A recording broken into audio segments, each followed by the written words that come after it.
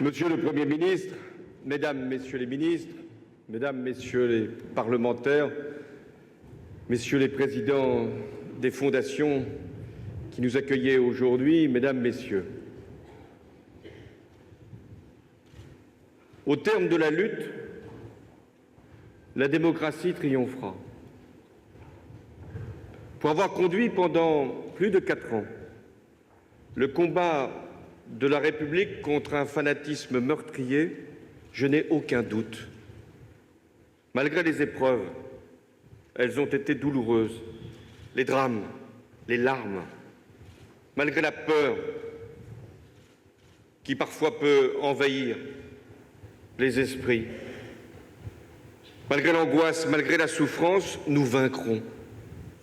La démocratie sera toujours plus forte que la barbarie qui lui a déclaré la guerre.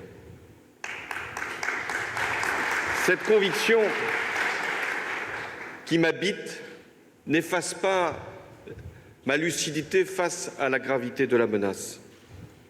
Le terrorisme islamiste ensanglante tous les continents, occupe des territoires, déstabilise des pays, massacre des populations, organise des attentats, qu'il commandite ou qu'il inspire.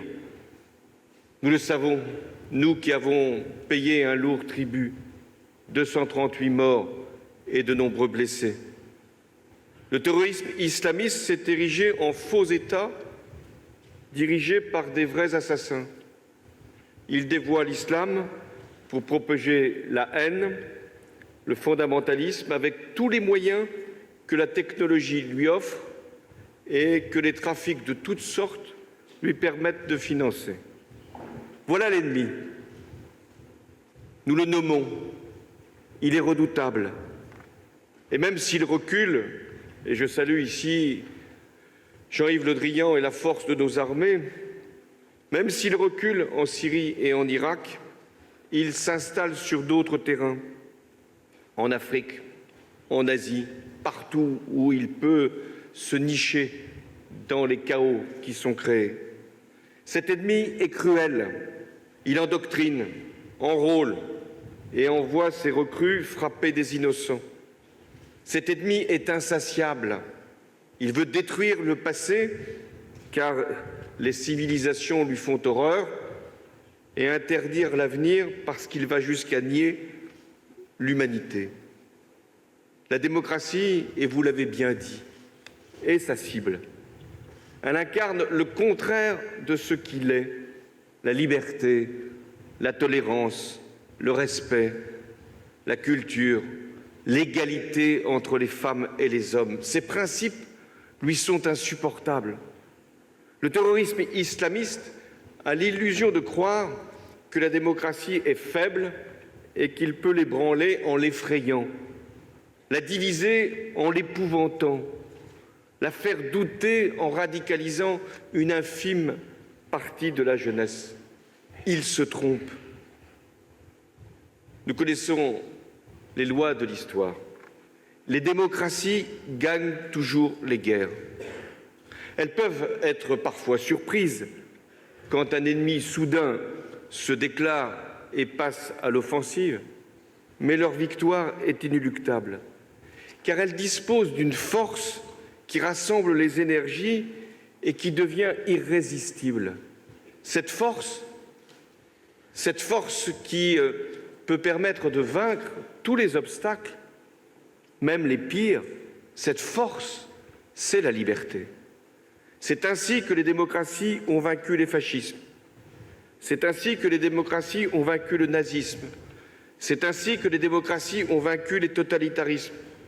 C'est ainsi que les dictateurs, qui se croyaient inamovibles, se sont retrouvés désarçonnés, renversés. Eh bien, il en sera de même. C'est ainsi que les terroristes seront traqués, réduits et, au bout du compte, annihilés. Le combat, il sera long, éprouvant, difficile, parce qu'il vient de loin. Il a commencé en Afghanistan, il y a plus de 30 ans, quand un régime manipulé de l'étranger a suscité contre lui une rébellion d'inspiration religieuse. Et comme dans toute guerre de cette nature, la montée aux extrêmes avantage les plus fanatiques. Cette guerre s'est poursuivie dans bien d'autres pays, en Irak, en Syrie, où l'obscurantisme religieux utilise le chaos pour appeler au djihad et à la construction d'un califat. Et c'est ainsi que les terroristes de Daesh se sont lancés dans une folle entreprise d'asservissement au nom d'un Dieu trahi. Avant de nous atteindre, ils s'en sont pris à leur propre religion. Partout, les musulmans ont été les victimes de ces islamistes. Il en va de même en France, où parmi les morts que l'on dénombre, les blessés que l'on relève, on voit que les musulmans payent également leur tribut à la terreur. Cette guerre, elle est d'un nouveau genre. Aux démocraties, elle lance un défi planétaire. Et c'est la raison pour laquelle la France s'est engagée, au loin comme ici. En se battant en pays étrangers, nos armées nous défendent, parce que c'est la même menace, parce que ce sont les mêmes meurtriers que nous devons affronter au Mali, en Syrie, en Irak et chez nous. Laisser les terroristes bâtir leur puissance là-bas, c'est renforcer leur influence ici. Alors, la France poursuivra obstinément ce combat.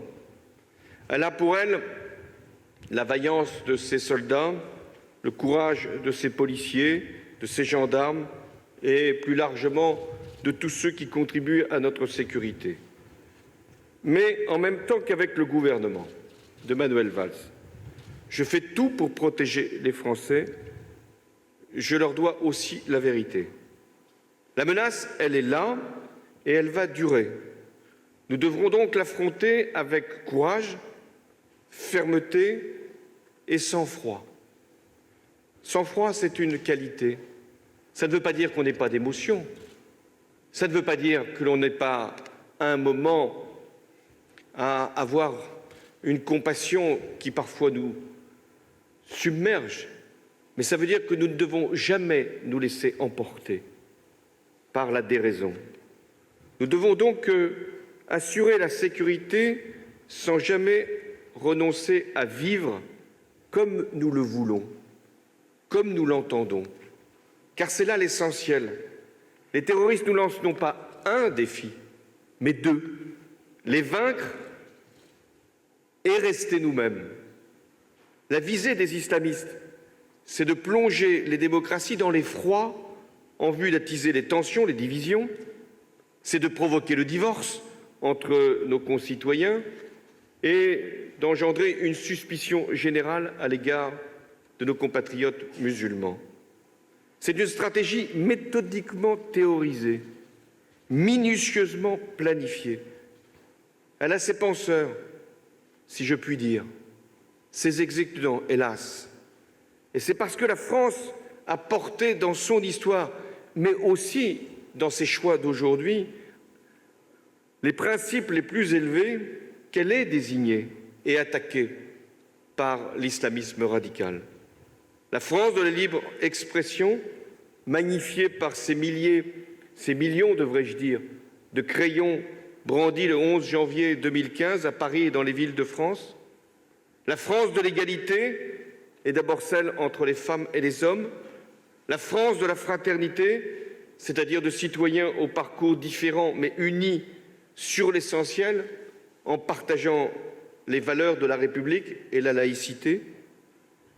Voilà pourquoi nous sommes attaqués. Voilà pourquoi nous devons répondre. Et il y a deux voies, et deux voies seulement, pour les démocraties. La première, c'est l'état d'exception. C'est de considérer que, puisque nous sommes en guerre, il faudrait suspendre l'état de droit aussi longtemps que la menace perdurera. Et pourtant, l'histoire, et elle est bien connue, et l'expérience, nous enseigne que face à des périls bien plus graves, et notamment au XXe siècle, c'est quand la République a tenu bon qu'elle s'est élevée, et c'est quand elle a cédé qu'elle s'est perdue.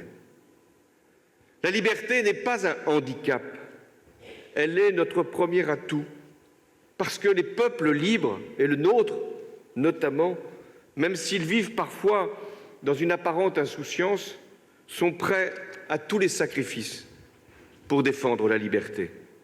C'est vrai, comme le disait Gilles Finkelstein, la liberté, c'est comme l'air qu'on respire. Elle nous entoure et on n'y pense guère. Mais quand elle vient à manquer, on étouffe, on se débat, on lutte, parce qu'on ne peut pas vivre sans elle. Voilà pourquoi nous nous battons. Il y a toujours un sens au combat. Nous ne sommes pas simplement dans la réplique ou dans la résistance, nous nous battons. L'idée de patrie n'est pas une idée simplement issue du passé, c'est de savoir toujours pourquoi nous nous battons. Et la France s'engage pour la liberté. Ce principe simple, essentiel, certains ne l'ont pas compris. Je les entends. Ils battent les estrades, recourent à des surenchères pour mieux se distinguer à l'intérieur de leur camp, oubliant que le seul camp qui vaille, c'est celui de la République. En ces matières, je constate que l'imagination est sans limite et prend des tours inquiétants. Pour défendre le droit, voilà qu'il faudrait commencer par l'abaisser, recourir à des internements administratifs dans des camps, enfermer les suspects sans discernement et sans jugement. J'entends même qu'ils veulent ressusciter la Cour de sûreté de l'État, revenir sur l'indépendance de la justice, la séparation des pouvoirs, renier les droits de l'homme et la Convention internationale qui les soutient, instaurer, en violation du droit du sol, l'insécurité juridique pour des centaines de milliers de jeunes nés en France, supprimer le regroupement familial en rupture avec le droit européen, établissant ainsi un lien entre immigration et terrorisme. Ces reniements seraient autant de renoncements, mais sans nullement assurer la protection des Français. Là encore, l'histoire nous apprend qu'oublier ces principes augmente le malheur du monde sans réduire les périls. Est-ce que l'adoption du Patriot Act ou le camp de Guantanamo ont préservé les États-Unis de la menace? Non. Les principes constitutionnels ne sont pas des arguties juridiques. Arguties juridiques. La liberté d'aller et venir? Argutie juridique, la liberté d'expression? Argutie juridique, la liberté de culte? Argutie juridique, la présomption d'innocence, bien commode à brandir quand il s'agit de plaider pour son propre compte?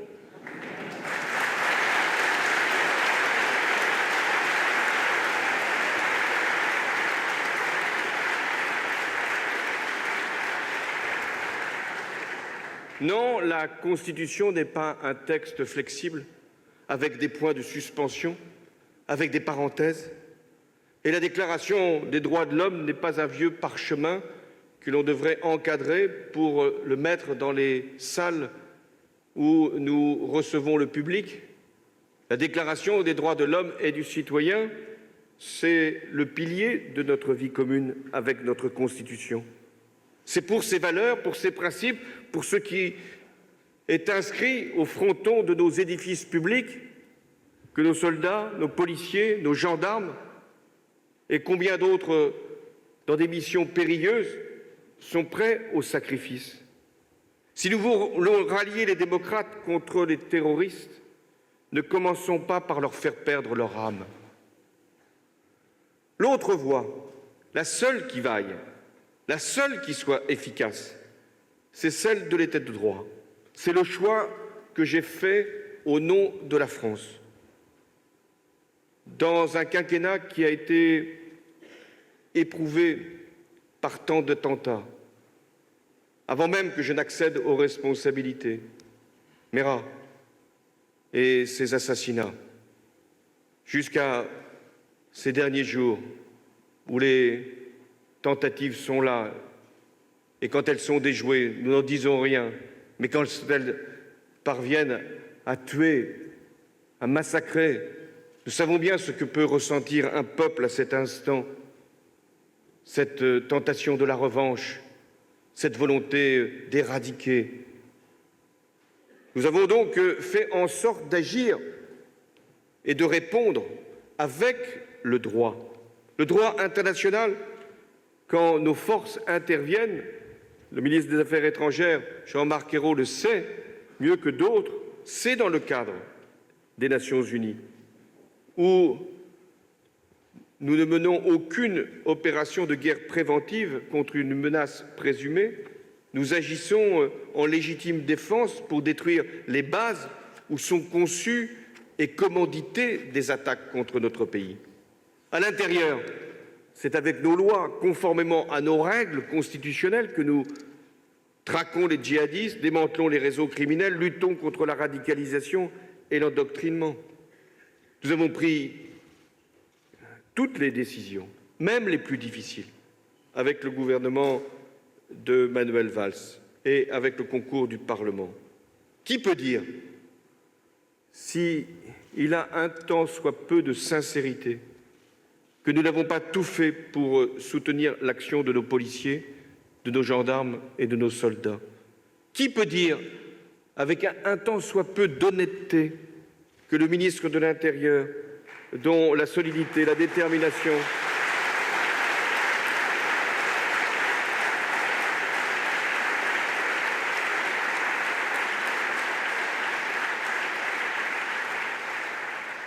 dont la solidité et la détermination suscitent le respect, ne se soucie pas de protéger les Français partout? Qui peut dire que nous ne voulons pas user de tous les moyens possibles pour annihiler notre ennemi? Dois-je rappeler les 9000 policiers et gendarmes postes qui ont été créés au cours du quinquennat? Oui, je dois le rappeler, puisqu'il y en avait eu 13 000 qui avaient été supprimés précédemment.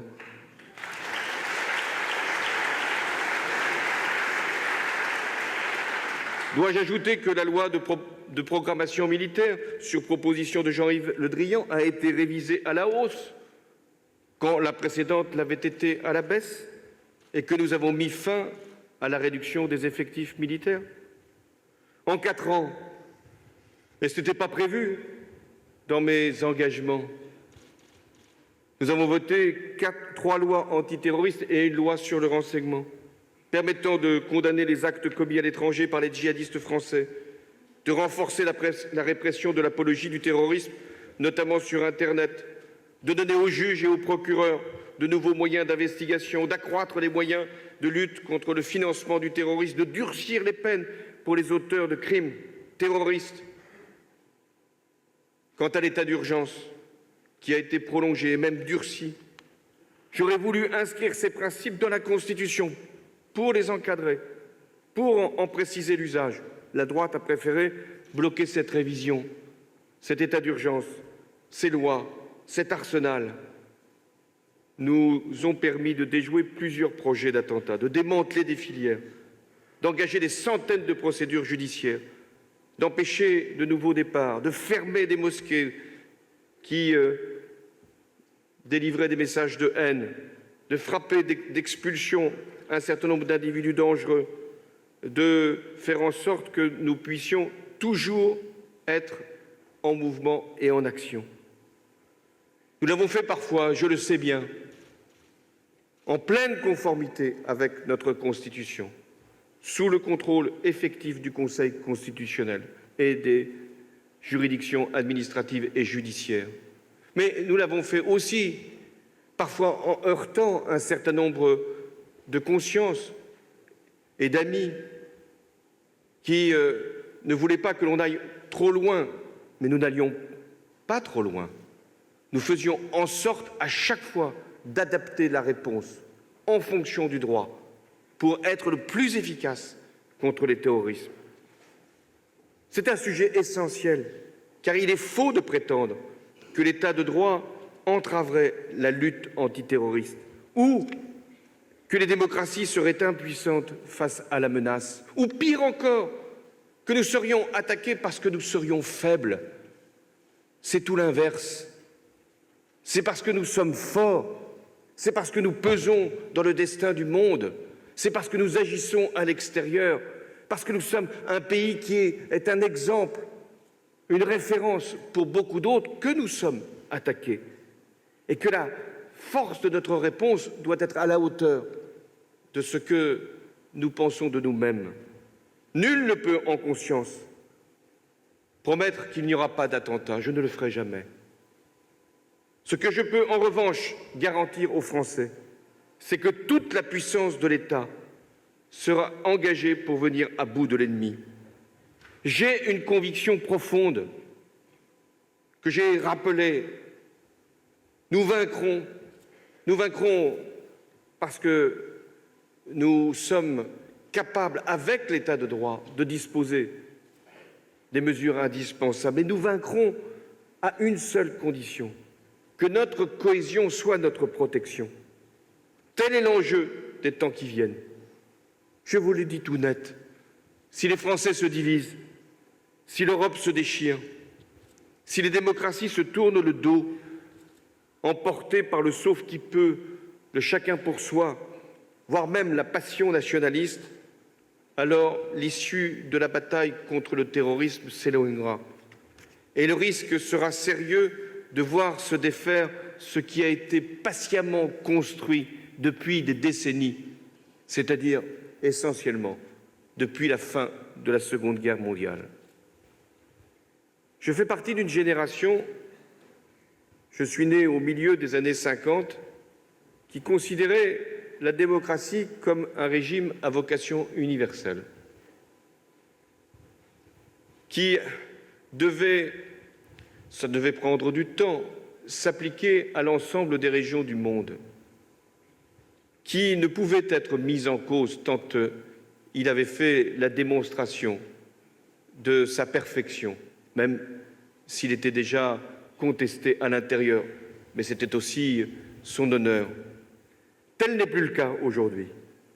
Ce qui paraissait le mieux établi est mis en doute. Ce qui semblait une évidence devient un sujet de discussion, la démocratie. Ce qui semblait un rempart infranchissable pour les extrémistes est devenu une simple haie d'obstacles, la dernière peut-être qu'il conviendrait de franchir pour atteindre au but. Ce qui était irréversible semble d'un coup vulnérable. Voilà pourquoi j'agis, pour préserver et renforcer notre cohésion. Il est tellement plus simple de convoquer les peurs, de flatter les mauvais sentiments, il en existe chez chacun d'entre nous, de penser que le vent mauvais peut souffler, hélas, dans la mauvaise direction. Toujours plus commode d'opposer les uns les autres en prétendant qu'il y a ou qu'il y aurait eux et nous au sein même de la communauté nationale. Voilà pourquoi je me bats. Ce n'est pas un sujet simplement qui viendrait parce que nous sommes proches des échéances, c'est un sujet majeur qui doit déterminer le choix de nos concitoyens. Parce que là, il ne s'agit plus simplement de savoir si l'on fait plus ou si l'on fait moins, si l'on donne aux uns ou on prend aux autres, si on redistribue ou si l'on reprend.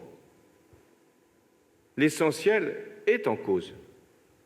Et de même que je refuse l'état d'exception, je me bats contre l'état d'exclusion, celui qui, d'ailleurs prôné par les mêmes, démantèle la protection sociale, réduit les services publics, veut mettre en cause l'école de la République. Là encore, c'est la raison même de mon engagement.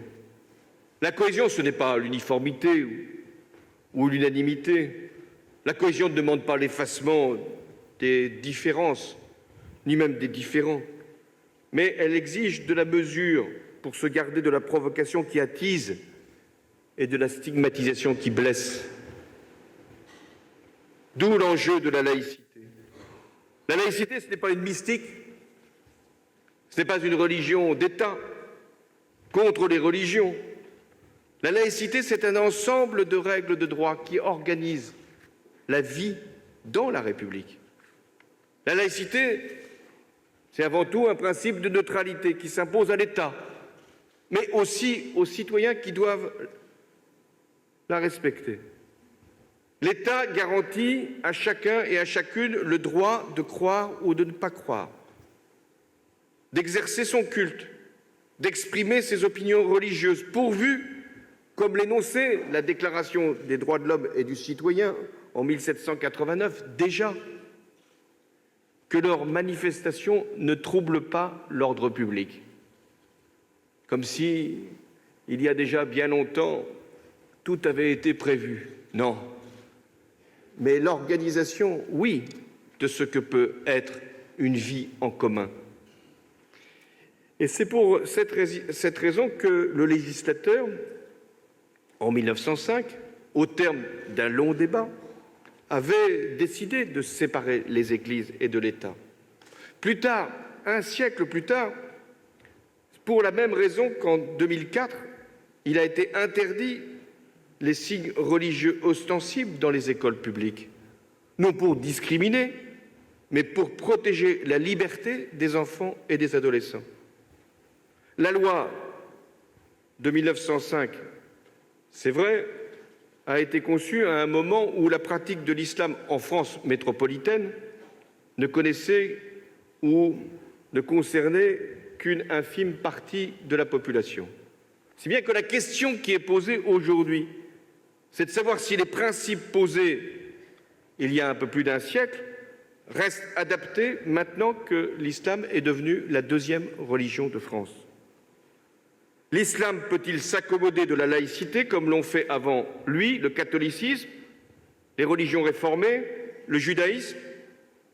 Peut-il admettre cette séparation de la foi et de la loi qui est le fondement même de la laïcité? Ma réponse est oui, clairement oui. L'immense majorité de nos compatriotes musulmans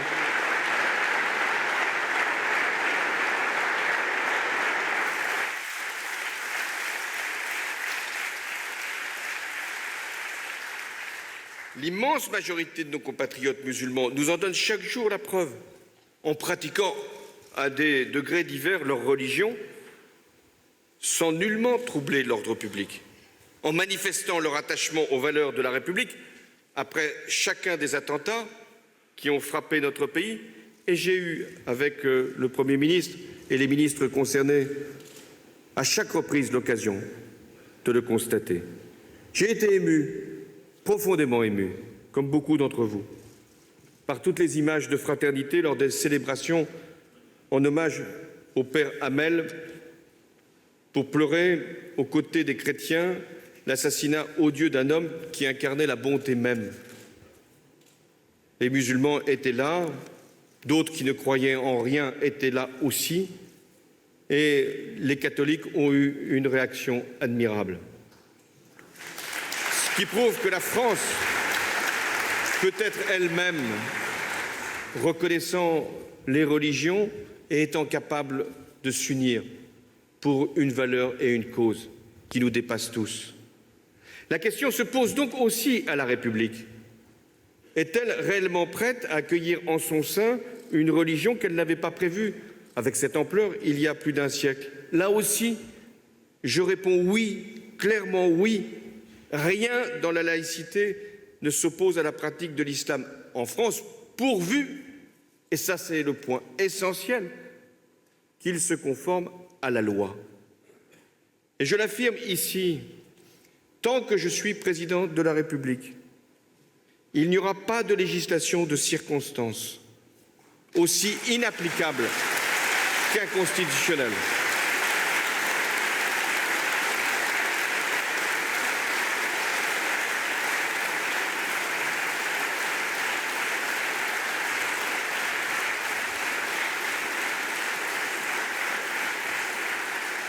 Je ne dis ça pas par esprit de système ou parce que certains réclament toujours davantage de lois. Je le dis parce que c'est tout simplement ma conviction profonde et la réalité. Nos lois suffisent. il faut les appliquer dans toute leur rigueur et dans toute leur effectivité. Et que je ne veux pas laisser les intégristes faire pression par des provocations pour tester les limites de la République. Mais pas plus, je ne leur fournirai de prétexte pour s'offusquer d'une stigmatisation à l'égard des musulmans.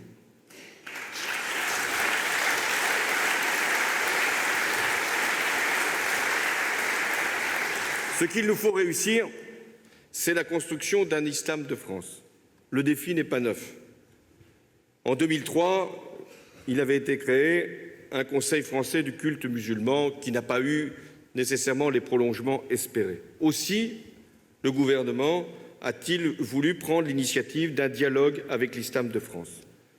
Ce travail a abouti et 3 décisions ont été prises. La première consiste à remettre sur pied une fondation pour l'islam de France pour appuyer toutes les initiatives culturelles, éducatives, sociales et contribuer à la bonne insertion de la religion musulmane dans la société française. Cette fondation est laïque et elle a vocation à donner le savoir et la connaissance pour lutter contre l'intolérance. Ensuite est créée une association cultuelle nationale afin de trouver dans la transparence et sans la participation de l'État les financements nationaux pour la construction de mosquées et la formation des imams.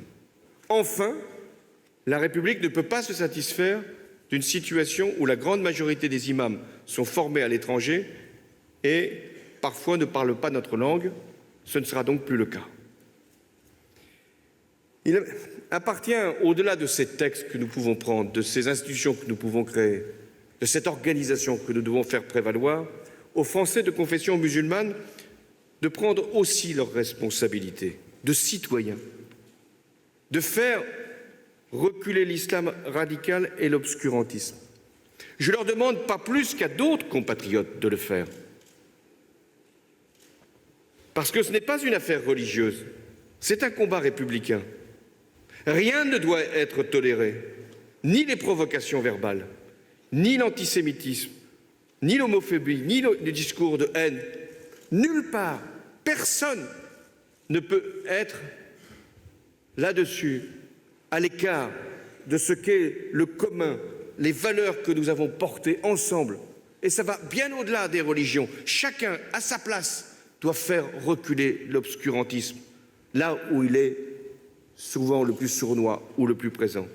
Mais dans le même temps, je veux dire aussi clairement que chaque Française et chaque Français, quelle que soit sa confession, ses origines, ses convictions, les conditions d'acquisition de sa nationalité, est ici, chez lui ou chez elle.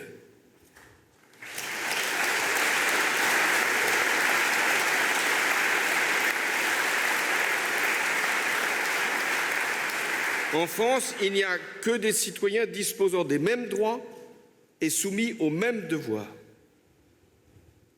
La République est une et indivisible, et elle ne distingue pas entre ses enfants. C'est là sa force, et c'est ce qui lui permet de pouvoir intégrer, de pouvoir donner à tous les Français la fierté de l'être. La cohésion nationale, c'est aussi notre modèle social. J'en suis, parce que je suis le chef de l'État, le garant, mais il est le patrimoine commun des Français, le capital de ceux qui n'en ont pas. Il donne à notre démocratie une force qui va bien au-delà de règles juridiques. C'est ce que j'appellerais l'État social, c'est-à-dire l'ensemble des institutions qui organisent la solidarité entre les individus, les générations et les territoires. Lui-même est menacé.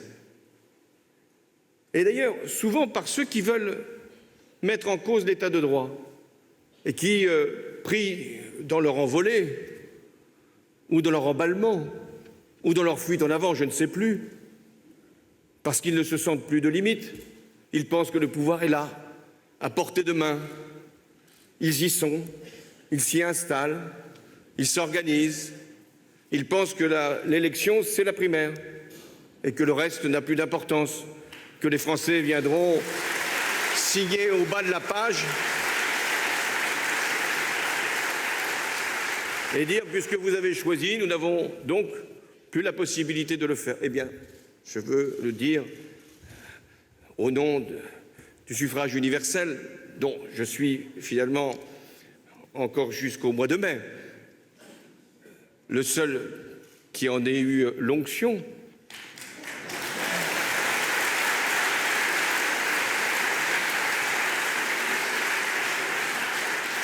Je veux leur dire que dans une démocratie, il y a l'élection. Ah, ce n'est pas facile, l'élection. Il faut la mériter, il faut s'y préparer et il faut respecter les citoyens. Alors, il y a dans ce concours que l'on voit qui va durer cette espèce de course pour démanteler, assécher et même liquider le modèle social, comme s'il était trop lourd, comme si c'était finalement lui qui nous entravait, nous empêchait d'être ce que nous sommes, c'est-à-dire plus riches pour certains et tant pis pour les autres. Là est le danger, l'autre danger, parce que le modèle social doit sans cesse être modernisé, réformé, complété, pour pouvoir être adapté, et on le voit bien, aux aspirations personnelles comme à certains besoins nouveaux, collectifs, et sans que son financement n'entrave la compétitivité des entreprises. Mais un pays solide, c'est une nation solidaire.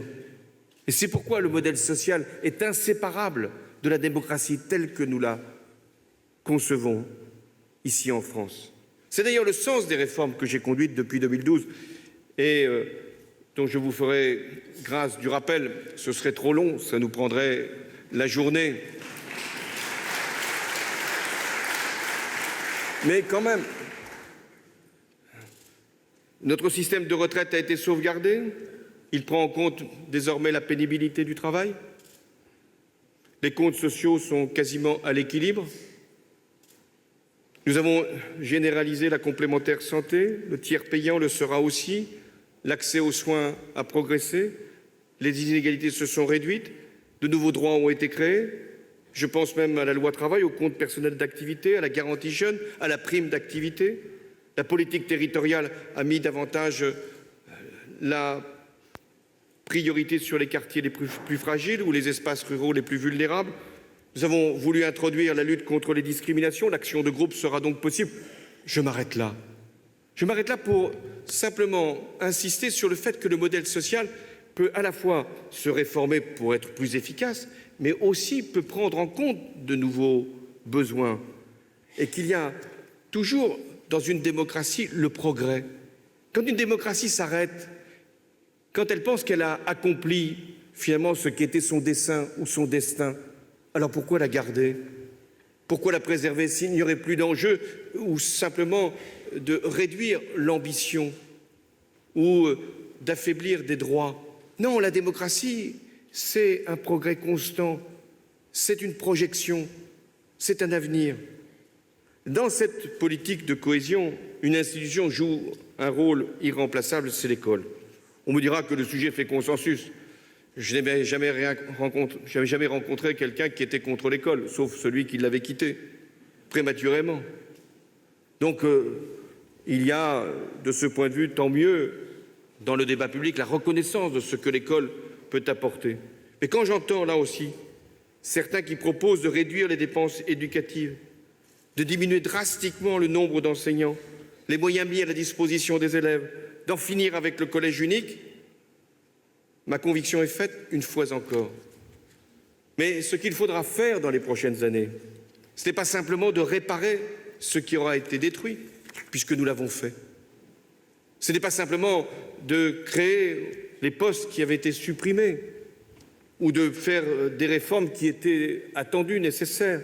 Non, l'ambition qui doit nous guider, c'est de permettre à l'école d'accomplir pleinement sa mission, en la rendant plus juste, plus innovante, plus ouverte sur la société, parfois plus autonome même pour décider de ce qu'elle a à engager pour notamment tenir compte de ceux qui sont les plus fragiles, ces fameux décrocheurs. Il reste beaucoup à faire pour démocratiser l'excellence, pour valoriser l'enseignement professionnel et pour ouvrir davantage l'enseignement supérieur. Vous me direz, on est loin de la question de la lutte contre le terrorisme. Non, on est aussi dans la réponse. Parce que face à l'ignorance, à la désinformation et au complotisme, la démocratie et l'école sont les formes les plus adaptées, les plus efficaces pour nous prémunir contre le désordre et le chaos. Et c'est la raison pour laquelle nous avons réintroduit à l'école l'apprentissage de la laïcité, de la morale civique, renforcé la pédagogie autour de la liberté d'expression, de l'esprit critique pour l'égalité entre les filles et les garçons aussi, qui est une question première et sur laquelle nous ne devrons rien lâcher, parce que l'école publique, l'école de la République, c'est l'égalité entre les filles et les garçons.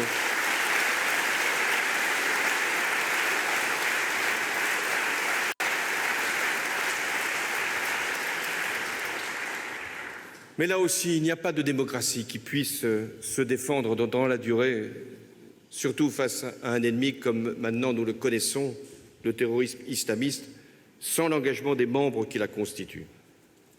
Alors que les régimes autoritaires se maintiennent par la crainte, les démocraties, elles, tiennent par l'adhésion. Que l'espérance vienne à manquer, que la défiance gagne, aussitôt l'extrémisme fait son retour. Là encore, l'histoire nous apprend, rien ne se répète de manière identique. Mais nous savons à chaque fois que la démocratie doute d'elle-même, le nationalisme, le populisme, la démagogie y trouvent son confort. Ces partisans ont toujours le même discours. Ils prétendent incarner le peuple contre les élites, dont ils sont généralement issus, et au niveau le plus élevé. Ça vaut en France, en Europe et même aux États-Unis. Finalement, la richesse serait une forme de lutte contre l'élitisme. Les pauvres auraient cette chance. Ils sont les nouvelles élites de la démocratie. Curieux renversement d'ailleurs, qui renvoie à une conception du communisme où le prolétariat était l'avant-garde. Les élites maintenant considèrent qu'ils incarnent le peuple. Et c'est toujours les mêmes critiques qui sont portées sur la démocratie elle-même, sur ses insuffisances, sur ses faiblesses, sur ses lourdeurs, sur ses procédures, sur ses élus et sur la pensée commune. On appelle pensée commune la pensée démocratique, c'est-à-dire celle qui rappelle des principes, qui croit à des valeurs, qui pense qu'il y a effectivement des règles à respecter dans une société organisée. C'est la pensée du commun, ce n'est pas une pensée commune. C'est ce qui nous permet de vivre en commun. Dans le même temps, je le constate, de nouvelles formes de radicalité politique ou sociale apparaissent. Elles prennent appui et il y a matière, par rapport aux errements de la mondialisation, à ses excès, aux inégalités, à sa dureté, et on appelle à la rupture avec l'extérieur, avec l'Europe, au prétexte de son asservissement au marché. Il n'y a même plus de propositions alternatives. Et le danger ne doit pas être sous-estimé. Les peuples, parfois, peuvent se laisser aller à préférer la contestation dans la rue à l'expression dans les urnes. Or, ce qui fait la démocratie, c'est le suffrage. C'est tout l'enjeu de l'engagement, qui ne se limite pas, lui, au vote. Et c'est pourquoi j'ai voulu la généralisation du service civique. Et je suis toujours très fier quand je vois des jeunes de tous les territoires, de tous les quartiers, brandir leur maillot du service civique. Nous n'avions pas toujours cette même volonté quand nous faisions, je parle de ma génération, celle née au milieu des années 50, quand nous faisions, les hommes, le service militaire, parce que c'était obligatoire. Nous étions conscients de ce que ça représentait. Et le service civique, dans ce qu'il a eu jusqu'à présent, c'était la volonté, l'engagement de servir les autres et en même temps de se hisser à son meilleur. C'est tellement agréable, oui, agréable de se hisser à son meilleur. Je le dis pour ceux qui sont tentés par le pire. On a plus de fierté à faire le bien qu'à faire le mal, si on a cette confiance dans la vie. Alors, nous avons aussi voulu l'élargir à la réserve citoyenne et qui a répondu à l'attente de ceux et de celles qui voulaient justement s'engager. Et bientôt, il y aura la garde nationale.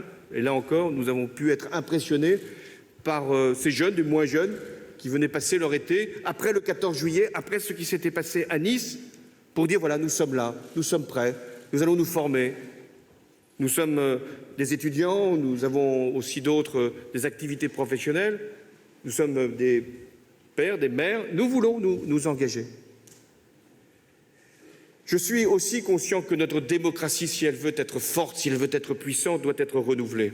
Il y a ce qui relève des institutions, ce n'est pas le lieu d'en parler, mais je mets quand même en garde celles et ceux qui, candidats à l'exercice du pouvoir, voudraient remettre en cause la fonction présidentielle.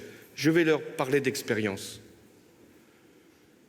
De ce point de vue, la Ve République, face aux dangers extérieurs comme à la menace intérieure, donne les moyens d'agir. Et avec la réaction rapide qui est indispensable et qui relève du chef de l'État dans ces circonstances. Et la démocratie n'a rien à craindre dès lors que le Parlement en assure le contrôle dans le délai prévu par la Constitution.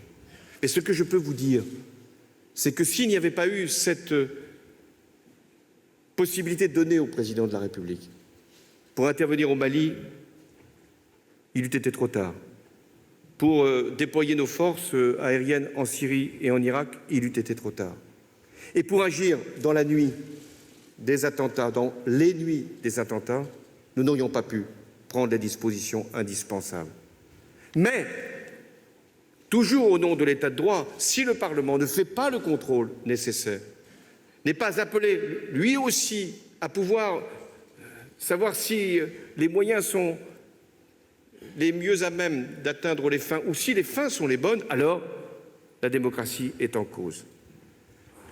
Des réformes institutionnelles devront néanmoins être accomplies. Elles me paraissent porter davantage sur l'élaboration et le vote de la loi. La solution ne passe ni par le recours aux ordonnances. Je vois que c'est maintenant une idée qui fait florès. Supprimons le Parlement, prenons les dispositions, il en existe aussi dans la Constitution, et ça mériterait d'être regardé, qui ôteraient à la représentation nationale tout droit d'amendement. Il y en a d'autres qui préfèrent le référendum, dont le risque est soit l'abus pour celui qui y recourt, soit le détournement pour ceux qui y répondent. Mais je ne suis pas sûr qu'une démocratie progresse sur ces sujets-là par la voie plébiscitaire ou par le recours au peuple. Non pas que j'ai à me méfier du peuple. Je pense que les élections présidentielles législatives, c'est l'occasion de s'adresser au peuple, de lui demander un mandat, sans qu'il soit nécessaire de lui poser une question, souvent d'ailleurs raccourcie, détournée, qui n'aboutirait qu'à diviser. Si l'on regarde les expériences, ici, ailleurs, des référendums, pour ensuite dire que finalement, on a répondu, mais ce n'était pas forcément ce qu'on avait compris, et qu'il faudrait du temps pour trouver la solution, et que ceux-là même qui appellent à voter pour une direction qui finit par être choisie n'ont de cesse que de s'enfuir pour ne pas en tirer les conséquences pour eux-mêmes. Épargnons-nous ce simulacre. Il reste aussi à faire que les citoyens doivent être mieux associés aux décisions qui les concernent. Je pense aux consultations locales sur les grands équipements. Je pense à la participation dans les grands débats publics, dans des démarches de co-construction législative, ce que nous avons fait pour la République numérique et qui peut sans doute valoir pour d'autres textes. Je pense aux jurys citoyens et aussi aux états généraux sur les grandes questions de société, où les citoyens eux-mêmes peuvent dire ce qu'ils ressentent sur tel ou tel texte, ou même l'améliorer. Il reste aussi beaucoup à faire sur la représentativité de nos assemblées, pour les ouvrir davantage à la diversité de notre société. Et si nous sommes fiers, je le suis, d'avoir limiter le cumul des mandats. Je vois qu'il y en a qui veulent revenir là-dessus. Bel exemple de compréhension des évolutions de la société. Moi, je veux qu'on aille plus loin encore en réduisant le cumul des mandats dans le temps.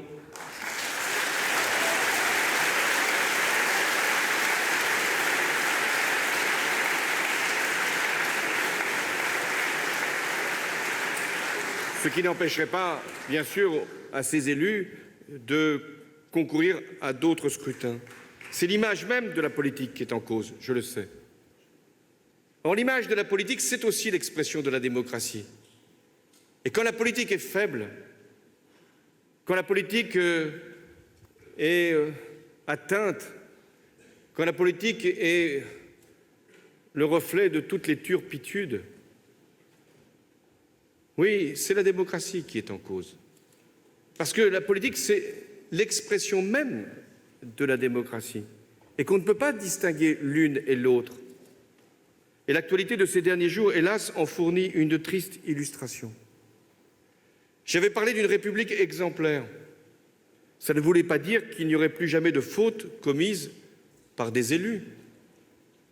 Ça veut dire que désormais, elle serait mise à jour et que si la justice en décidait, punie par des condamnations exemplaires. C'est ça, la République exemplaire. Et ce fut le sens de la création de la Haute Autorité pour la transparence et pour la clarté de la vie publique. Et c'est un progrès qui ne doit pas être regardé comme une mise en cause, comme une suspicion des élus, mais au contraire, pour la démonstration que pour l'essentiel des élus, de ceux qui représentent la nation, il n'y a rien à craindre à la transparence et tout à redouter à l'opacité. Mesdames et messieurs, le moment venu, et il approche, les Français auront à décider de leur avenir et de celui de leur pays. Ils jugeront des résultats, des personnalités comme des projets. Quels sont les enjeux? La protection des Français? La cohésion nationale? Le modèle social? La conception de la démocratie? La place de la France en Europe et dans le monde? Voilà les enjeux. C'est le même ensemble, j'allais dire, c'est le même bloc. C'est l'unité qui fera notre force. C'est la solidarité qui garantira notre rassemblement. C'est la détermination de la France qui convaincra l'Europe de se défendre par elle-même, car elle doit se défendre. Et c'est la confiance en nous-mêmes, en nos valeurs, qui nous permettra de triompher du terrorisme. Ce débat va bien plus loin, vous l'aurez sans doute compris, que celui de l'identité de la France. Notre identité, parlons-en, c'est notre histoire, notre culture, nos valeurs, notre mode de vie. L'identité, elle n'est ni heureuse ni malheureuse. Elle s'appuie sur la contribution patiente, laborieuse, brillante de générations successives qui ont construit la nation française. Elle n'est pas figée dans le temps, elle n'est pas une photographie immobile, elle n'est pas une contemplation du passé, elle n'est pas une recherche obstinée des racines pour savoir jusqu'à quel point nous sommes français. L'identité, elle est en perpétuel mouvement. C'est pour ça que la France est bien plus qu'une identité, c'est une idée, c'est un projet, c'est une ambition qui fait de la France un pays singulier, regardé, espéré dans le monde. Eh bien, c'est cette idée, l'idée de la France, qui doit nous mobiliser et que nous devons porter. Le danger,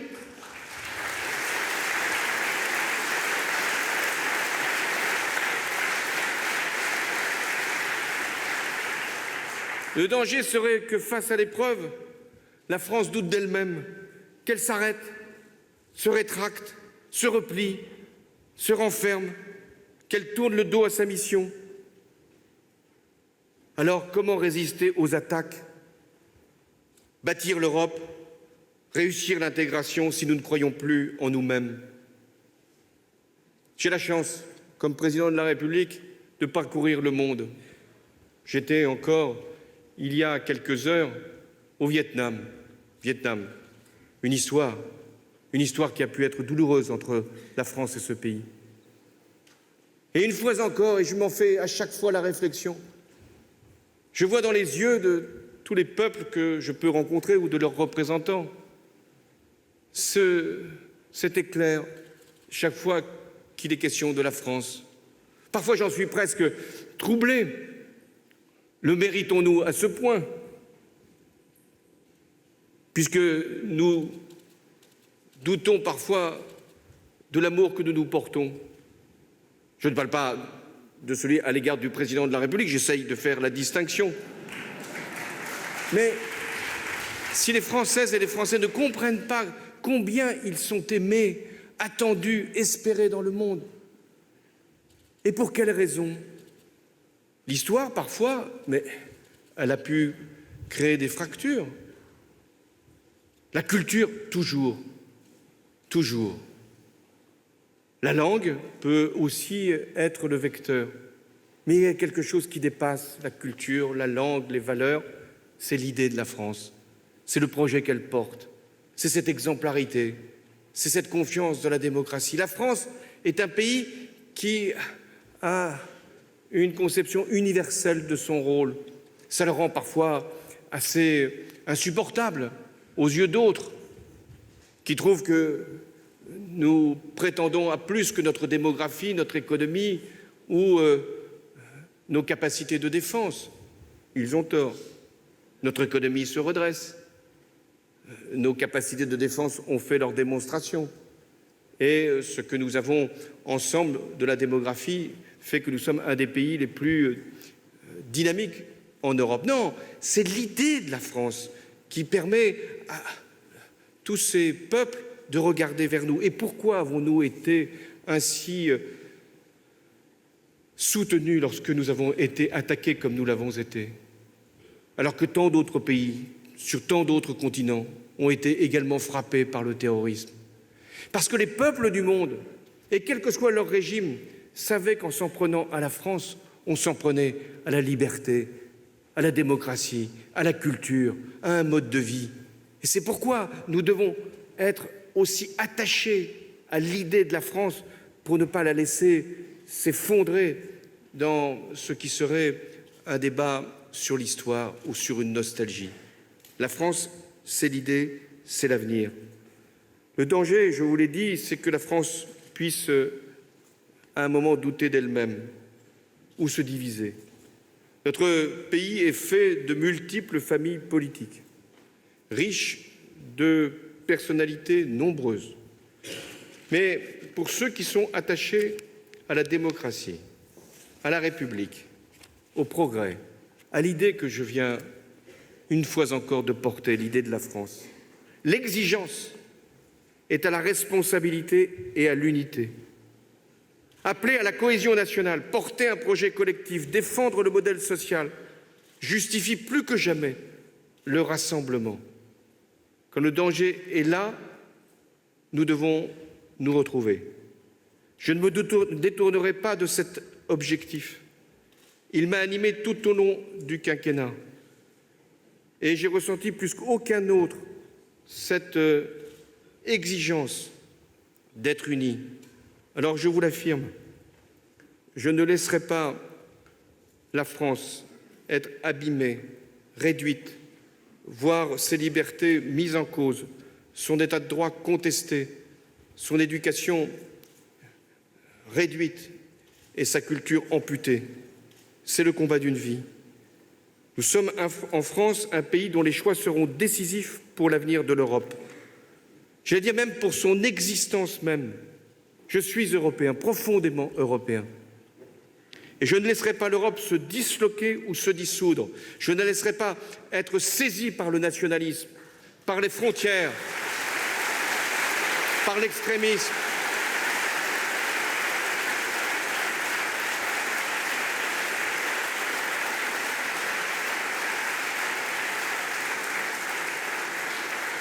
D'une certaine façon, la fin de l'Europe, ce serait la fin d'une conception de la démocratie.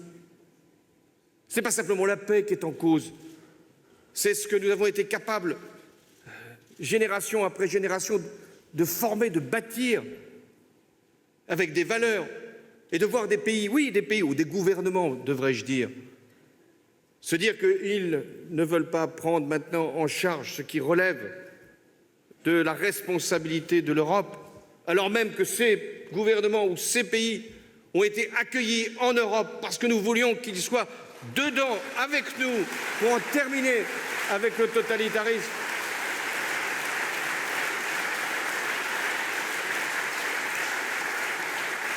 Voir des gouvernements ou des pays qui ne viennent pour l'Europe que pour les fonds qu'elle peut éventuellement dispenser ou pour le marché qu'elle peut organiser ou pour la place financière, finalement, c'est formidable d'être en Europe. On a une place financière dans un pays qui n'est plus ou qui ne voudra plus être en Europe, mais qui veut être toujours la place financière de l'Europe. Eh bien non, l'Europe, ce n'est pas qu'une place financière, c'est aussi un espace commun de valeurs, de principes, où on est ensemble.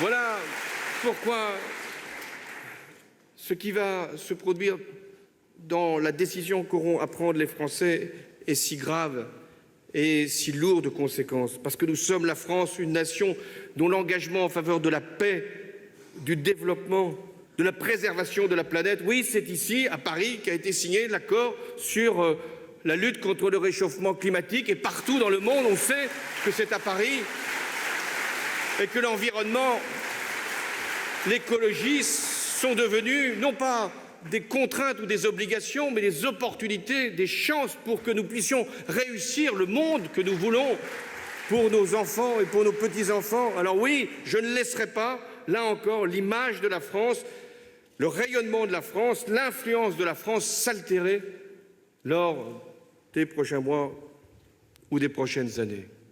Nous sommes la France, mesdames et messieurs,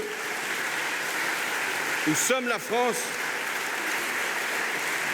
Et je vous l'assure, la démocratie est notre arme et notre âme, et c'est ainsi que nous vaincrons le terrorisme. Vive la République et vive la France.